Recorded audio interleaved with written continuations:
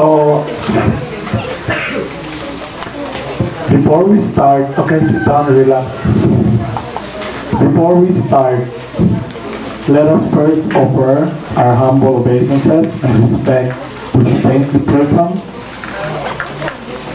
Namaum Vishnu Padaya Krishna Prasaya Bhutale Shrimati Siddha Swarupananda Paramahamsa iti namine Bhaja Shri Krishna Chaitanya Prabhu Nityananda Shri Advaita Gadadha Shri Vasari Gaur Bhaktivedanta Hare Krishna Krishna Krishna Hare Hare Hare Rama Rama Rama Hare Hare Hare Bol Namaste.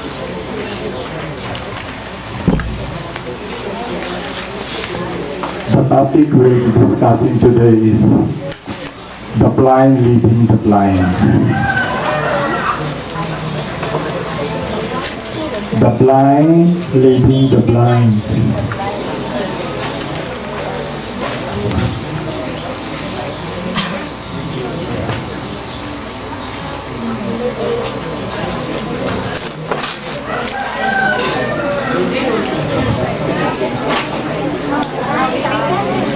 The blind leading the blind.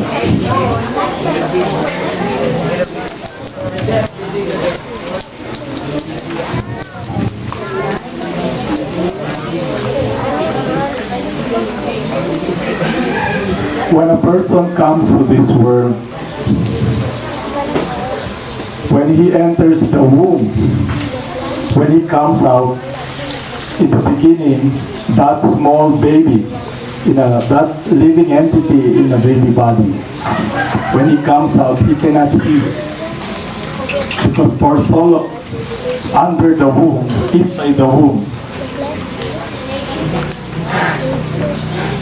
he's covered, and when he comes out, the glare of the sun blinds him. So it takes time. But what happens is this: as he begins to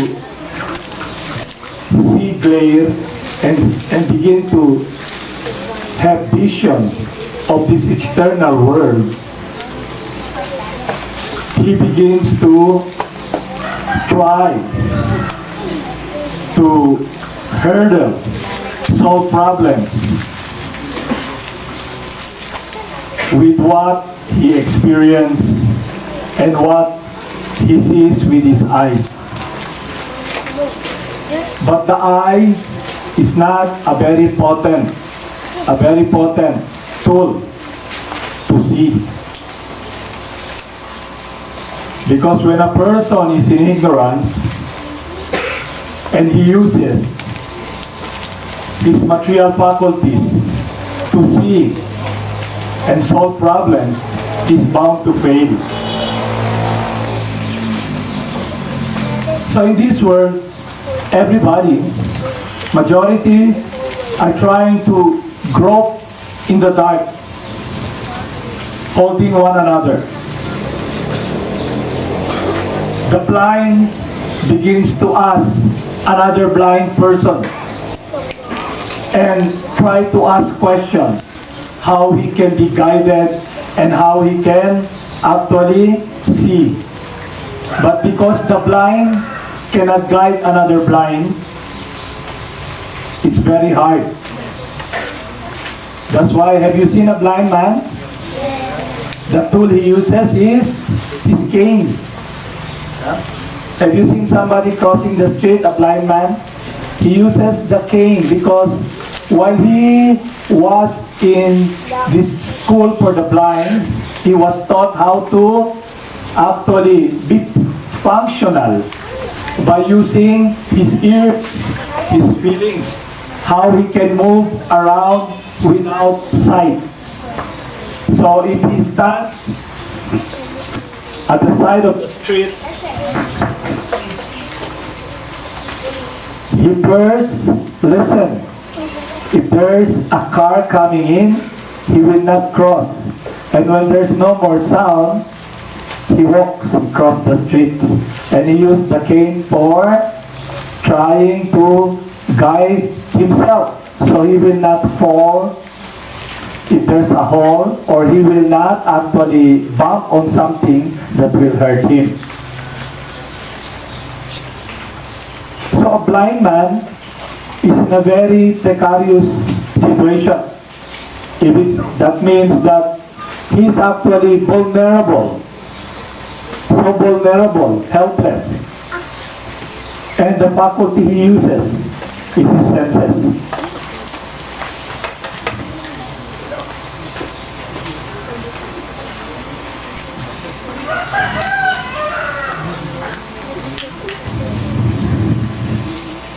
So I'll tell you a story in ancient times, how the blind man can actually be able to see, but the process is a different process. The process is having vision with hearing, knowledge and wisdom coming from God. And what is that wisdom? What is that knowledge? It is about who we are, our true identity, that we are actually a different energy than matter, that the living entity, the spirit soul, is life distinct from matter. So when a person comes to this world without knowledge, in ignorance, he identifies himself as the body.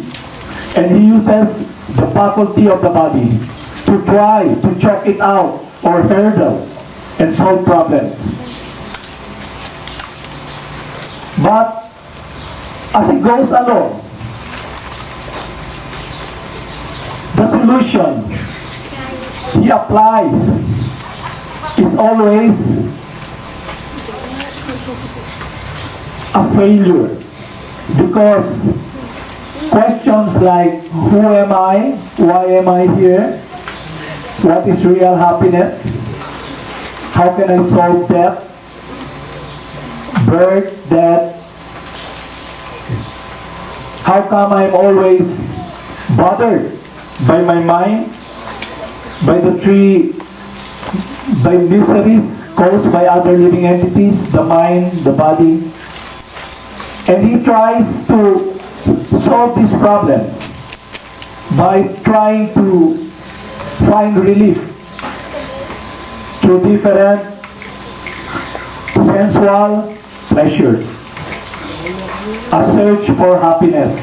But because he's blind, he has no wisdom of who he is. His answer, his solution will always be material. So the problem that faces us is actually spiritual.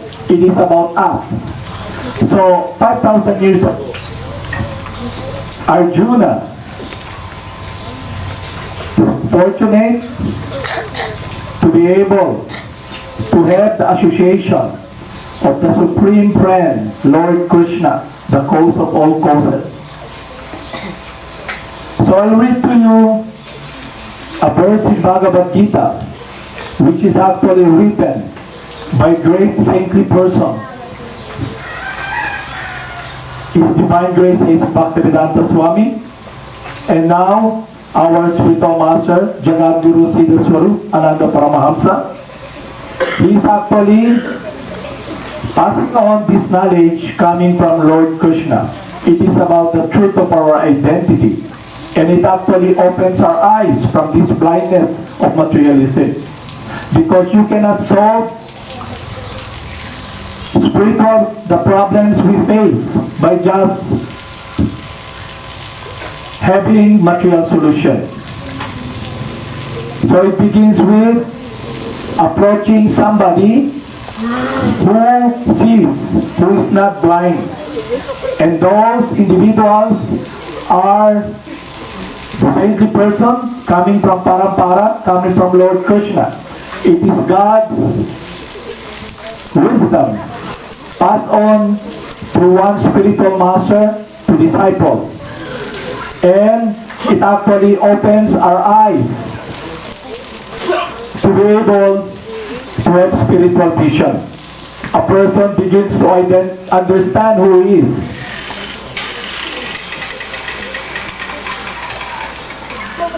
So I'll read to you a verse in Bhagavad Gita, wherein how we can be actually cured from this blindness.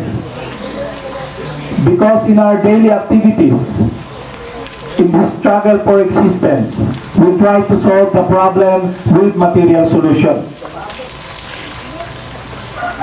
But we end up frustrated, especially in the search for happiness, in the search for refuge.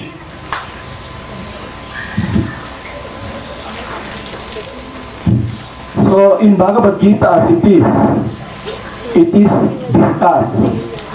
Just try to learn the truth by approaching a spiritual master, inquire from him submissively, and render service unto him. The self-realized soul can impart knowledge unto you because he has seen the truth. Purport of A.C. Bhaktivedanta Swami.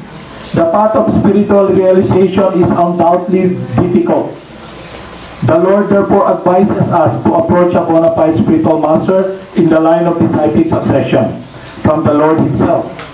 No one can become a bona fide spiritual master without following the principles of disciplic succession. The Lord is the original spiritual master, and a person in the disciplic succession can convey the message of the Lord as it is to his disciple. No one can be spiritually realized by manufacturing his own process, as is the passion of foolish pretenders. The path of religion is directly enunciated by the Lord.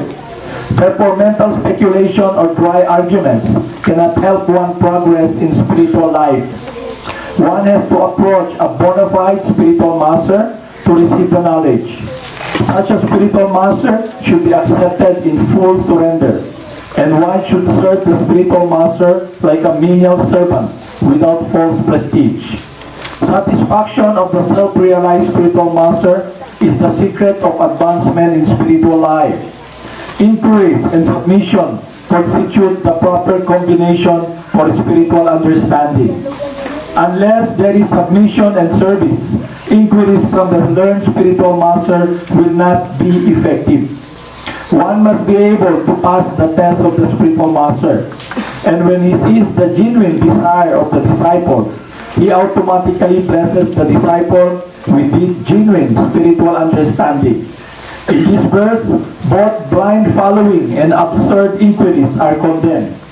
One should not only hear submissively from the spiritual master, but one must also get a clear understanding from him in submission and service and inquiries. A bona fide spiritual master is by nature very kind toward the disciple. Therefore, when the student is submissive and is always ready to render service, the reciprocation of knowledge and inquiries becomes perfect.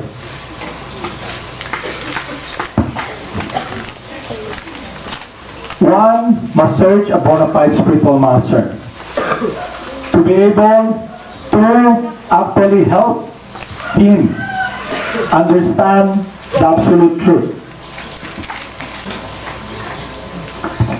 And what is the absolute truth? It is about his true identity and how he can be in harmony with the supreme will of the supreme person.